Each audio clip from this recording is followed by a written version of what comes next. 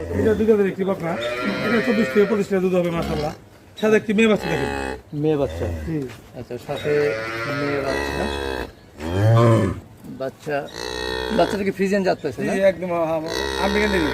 American dairy, আচ্ছা American dairy. এটা দুধ কতটুকু পাচ্ছেন? এটা যেদিন বাচ্চা দিছে হ্যাঁ। এখন কালকে সাড়ে 19 কেজি 200 গ্রাম পাইছিলাম না। আচ্ছা কিন্তু এটা 25 প্লাস থাকবে ইনশাআল্লাহ। 25 প্লাস থাকে। অনেক বিশাল আকারের গাভী।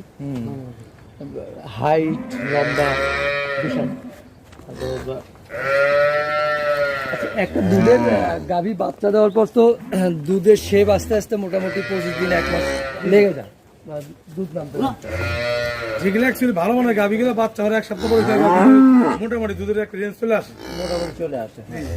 তো প্রিয় দর্শক, বাটগুলো সুন্দর এবং আইডিগুলো কিন্তু দেখা যাচ্ছে স্পষ্টভাবে, অসাধারণ।